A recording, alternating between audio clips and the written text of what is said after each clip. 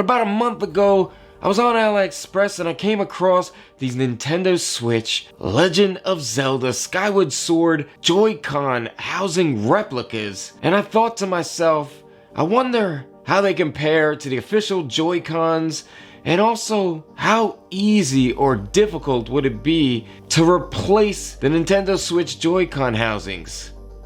We're on. Now we're on to the next pain in the ass, and that's getting these springs in here. Oh my god, man. Gonna piss me off. Let's get into it.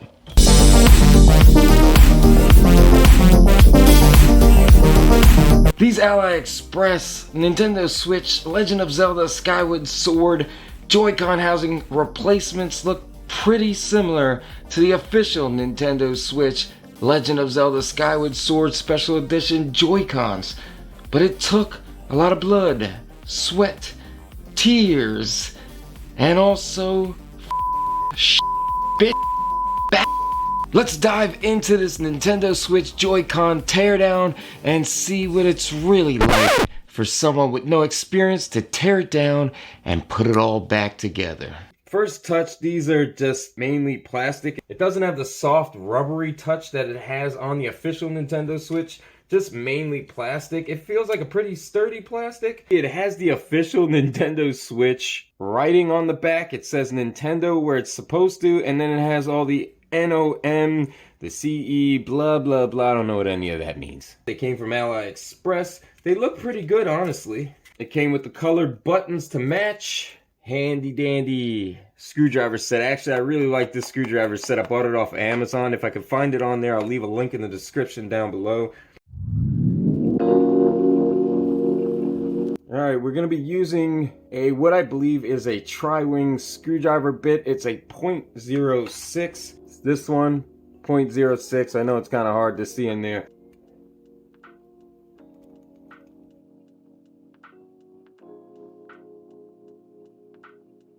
Everyone's always complaining about me cutting my nails. It came in handy right now. Obviously, you want to be careful. You don't want to rip the cable to the battery and to the PCB. Now I'm using a Crosshead 2.0.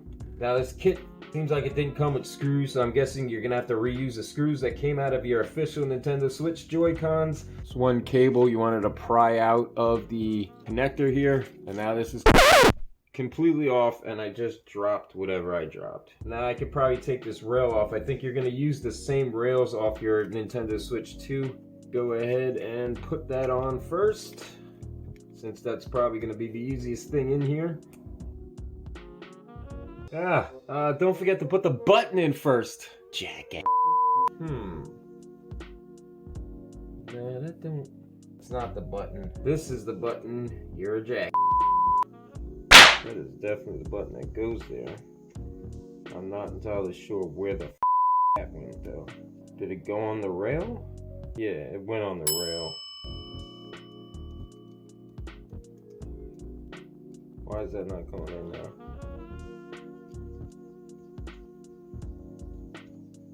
Is that the right screw? No.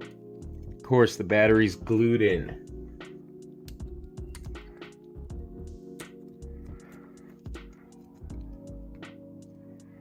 I don't want to really pull this by the wire. Can I just unscrew the whole thing? There's got to be another screw under here. I bet you it's underneath this battery. Alright, turns out you do got to pry the battery open. There are 2 screws under here to remove this housing. You should be using a pry tool, but I don't have one.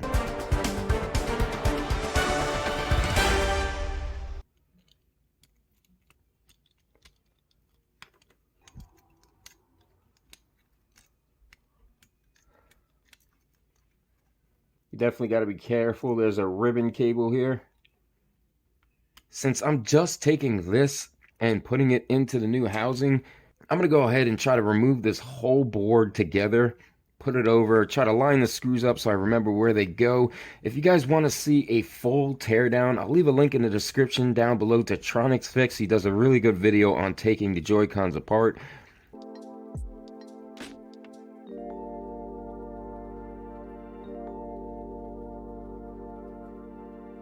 Here goes the whole PCB out. Now we're going to try to transfer this to here, so I'm going to try to lay down the buttons. Seeing where you don't have the membrane, you're going to have to reuse it from the old controller. There's no way of actually laying these buttons in wrong. Nintendo has the notches here, and each one of these buttons are different, and they'll lay in there properly.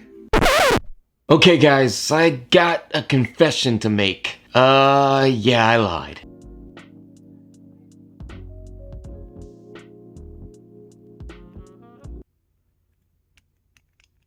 Catcher button. I hate these little screws.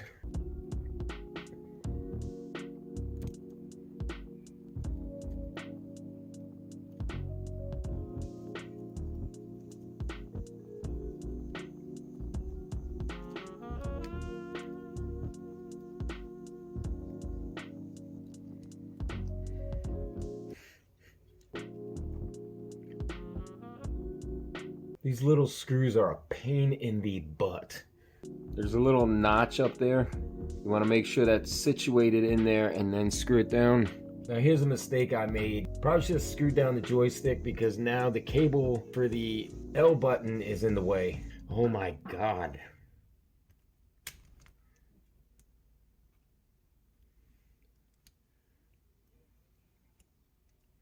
Now which one? I had them lined up and now I don't know because there might have been screws attached over top of, like this. That's gotta be that screw, and it was this and this.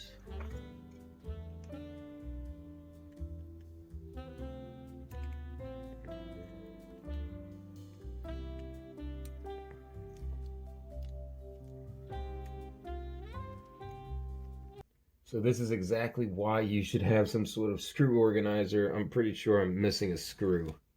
That's going to be a pain in the butt to get back into that connector. You're going to need some sort of tool to get that in there. You're not going to get that in there with your hand. If I was to make a suggestion, don't even take this off.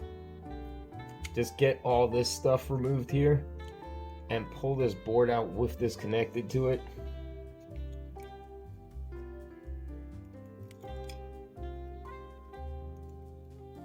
Because now it's going to be a pain in the butt to get that back in. I got some tweezers.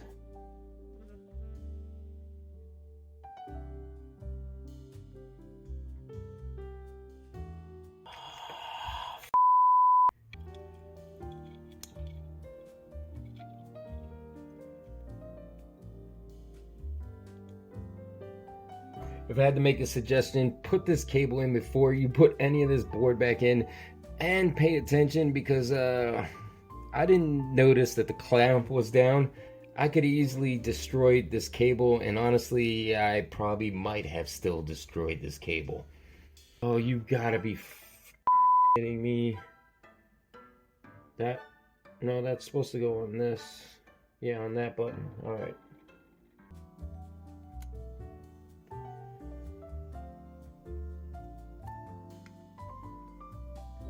Now we got a problem. I got one screw left. I have no clue where it goes, so pay attention while you're doing this. Not sure if it went there, but it's going there now. What a dummy. I almost forgot this. The whole time I'm looking at this empty space and I'm like, oh, that looks weird. I guess that's the way it goes. No, you're stupid. Gonna have to be extra careful with this. I don't see any screws that are holding it in, which means I have to pry it off. There's a spring and the cable is actually adhesed to the plastic, so that's gonna be a bit of a pain in the butt. There's clips that you gotta pry out through these little holes right here. See, there's a screw in here, but I'm pretty sure, I don't know, it might not be glued down by adhesive like I thought. Oh, shit. Alright guys, I just noticed something. I really majorly screwed the hell up. Cable to the motherboard, which is now covered by this housing. Congratulations, you moron. Now we're on to the next pain in the ass, and that's getting these springs in here. Oh my god, man. Piss me off. One of the biggest pains of the this whole thing is forgetting stuff. I knew early on that it didn't look right and there had to be some membranes that went over the SR and the SL, and they were still attached to the old buttons from the original one. There's two springs on the trigger button, and it fell out, and I couldn't get it back in. And in order to get that back in, I have to take the whole housing off. Hell no. Ain't doing it. One's gonna be good enough, I hope. And it's not clicking into place right. So something there is not right. And now the button there is jammed. So that button and the mechanism isn't in right. And as you can see, the controllers aren't even coming on. So that's lovely. Oh, well, the switch isn't on. Now it's recognizing them. Took a picture. It is moving. Off it comes again. Alright, turns out I had this button in wrong. As you can...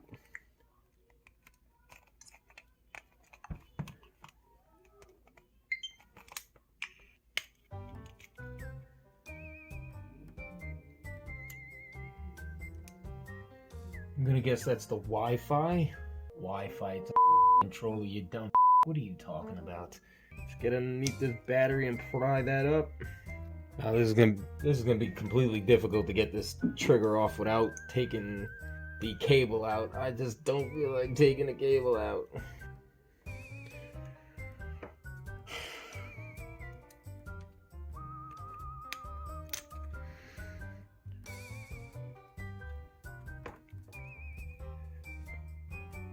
Watch out for this, the cable has adhesive on it. I almost ripped it off, hopefully I didn't break it. Turns out there's more cables that are stuck with adhesive. You gotta be kidding me. Oh my god, no.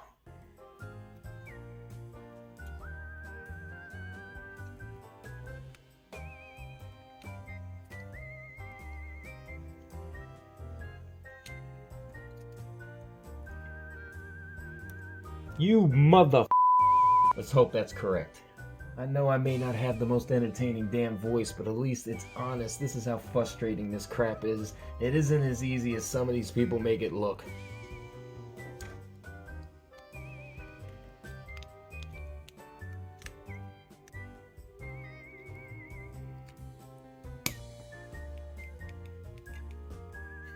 I got that one in far better. Both springs are in.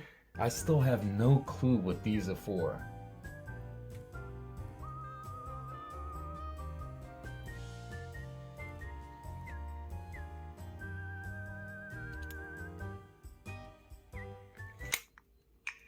For a minute there, I thought it wasn't working. Let's go ahead and play a game and see if this thing is actually working.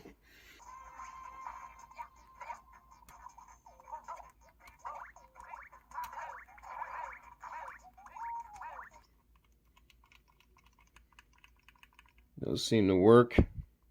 That works. This analog stick seems to work.